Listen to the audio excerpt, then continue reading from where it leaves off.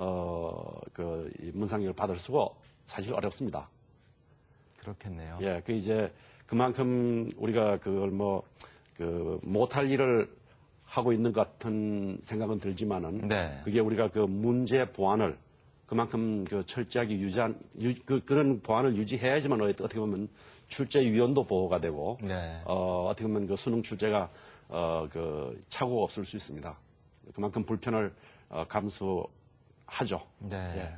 그래서 그 검토위원회 검토 결과 이 문제는 조금 문제가 있다라는 것들도 꽤 많이 걸러질 것도 같은데요. 그럼요. 출제 과정에서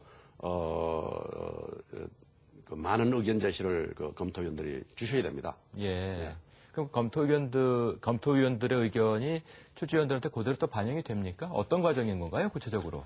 그 출제 과정은 아까 제가 3번이나 출제위원장을 했다고 말씀을 드렸는데, 예. 저 나름대로 사실 우리가 출제하는 이 모든 매뉴얼이 마치 어떤 그런 교범처럼 평가원이 지난 18년 정도의 그런 출제 경험을 고스란히 담아서 출제 요람을 만들어 놓은 게 있습니다. 그 출제 요람에는 입수하던 첫날부터 마지막 나오는 날까지 해야 될 일이 날짜별로 다 정리가 되어 있습니다. 네. 그래서 이제 물론 그 교범을 따라서 우리가 출제를 하기도 하지만은 저 나름대로 출제를 운영하는 입장에서 저는 출제 과정을 한 3라운드 게임으로 봅니다.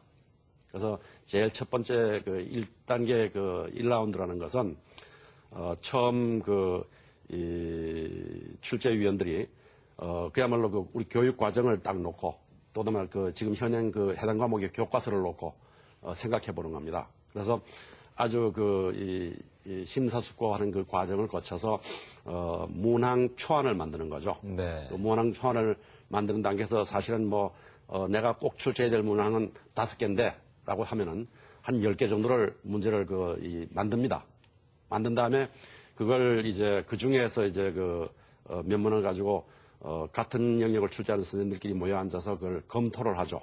검토하는 게 그 문항의 문제점이 뭔지, 출제 의도가 뭔지, 이게 교육과정 범위 어디에 속하는 건지, 어떤 정도 난이도를 가진 문제인지 하는 걸 아주 신랄하게 논의를 합니다. 네. 그 과정 중에서 자기 자존심 다 깎일 만큼 하여튼 남의 질문도 받아야 되고 그걸 소화를 해야 됩니다. 그래가지고 1차 문항 초안이 만들어지면 이제 완성된 단계에서 1차 검토위원이 들어옵니다. 그러면 1차 검토위원들이 이 평가위원 지도하에서 시험을 봅니다. 평가위원 선생님들이. 네. 시험을 보고, 시험 본 선생님들 의견으로 이제 이게 난이도가 얼마만큼 되는 문항이고, 그 문항에 혹시라도 있을 수 있는 오류가 어떤 것이고, 또 그 선생님이 보시기에 이 문제는 어딘가 내가 고등학교에서 가르치면서 보다 보니까 어디 나왔던 문제다. 또는 얼마만큼 비슷하다. 하면 바로 그냥 여러 문제집들에서 이 문항은 기출문항 가능성이 있다는 금방 나올 수 있습니다. 네. 그래서 그런 모든 피드백을 검토위원들이 출제위원들이 줍니다. 그러면 그걸 받아서 이제 2라운드 출제를 가는 거죠.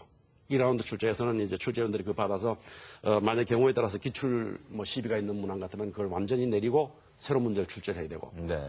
또 만약에 너무 어려운 문제면은 그 난이도를 적절히 조절해야 되고 네. 또 혹시 이게 이제 복답 가능성이 있거나 오답일 가능성이 있거나 하는 경우는 그 문제를 이제 수정 보완을 합니다. 그래서 그러면서 이제 또 같은 영역 내에서 과목 간 교차 검토를 통해서 아까 말씀드렸던 그런 난이도 조정 같은 것이 이제 1단계 또 이루어져요. 네. 그렇게 하면 이제 2단계 문항을 완성하게 됩니다. 2단계 문항이 이제 완성된 그 시기에 또 2차 검토위원들이 들어와요. 네. 완전히 다른 분들이요? 완전히 다른 분들이 들어옵니다. 예. 왜 검토위원들을 2번이나 들어오게 하느냐 하면 사실 출제위원뿐만 아니라 검토위원마저도 문제 내는 걸 같이 검토하면서 그 문제를 풀어보다 보면 자꾸만 거기 익숙해지게 되고 네. 어디에 오류가 있는지 계속 보던 눈 가지고는 그걸 찾을 수가 없습니다. 그래서 2차 검토위원들이 들어와가지고 그 문제를 똑같이 앞에서처럼 시험 보고 문항 오류 여부 여러 가지 그런 기출 관련성 내용 이런 다 검토를 다시 한번 또 합니다. 네. 그러면 이제 그 자료를 받아서 마지막 라운드 이제 3단계 이제 출제를 가는 거죠. 그래서 거기서는 이제 2번 검토 과정을 거쳤기 때문에 문항 오류 가능성이 있는 부분도 확실하게 짚고 넘어가고 또 거의 그 문제를 그 완결 단계에 이르게 됩니다. 네. 그 단계에서 그때 가서는 이제 또 과목 그 영역 간 교차 검토를 합니다. 그래서 뭐 언어 수리, 뭐 외국어, 이 다른 여타 그 탐구 과목까지도 다 이제 몇 개 팀으로 나눠서 좀 특이성 있는 문항이라든지 또는 다른 영역의 검토를 요하는 문항 같은 경우 그걸 같이 올려놓고 그걸 검토하고 그러죠. 네. 그러면 이제 마지막 그 3단계 그 문항이 완성되게 되고 그 단계에서 우리가 이제 그 인쇄소로 넘기게 됩니다. 네. 예. 상당히 그 철저하고도 엄격한 그 과정이라는 느낌을 제가 받는데요. 그래서 남는 질문이 한 가지가 이제 떠오르는데, 아주 가끔이긴 합니다만, 예. 출제된 문항에 대한 시비가 종종 있습니다. 예, 그렇습니다. 정답이 없다라든가, 예. 내지는 정답이 2개라든가, 네. 이런 오류는 왜 나오는 걸까요? 그와 같은 엄격한 과정임에도 불구하고. 예,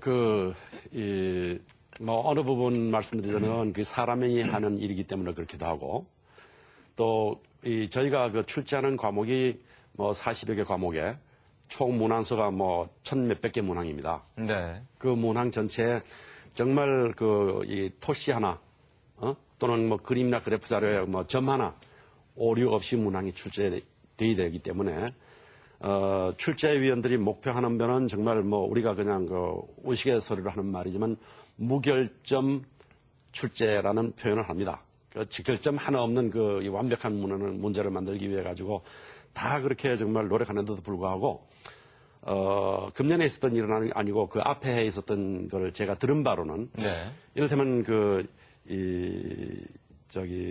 뭐 언어 영역 예를 들어서 어떤 그 문항 출제가 됐는데 그 외국어 명칭을 우리말로 표현한 겁니다.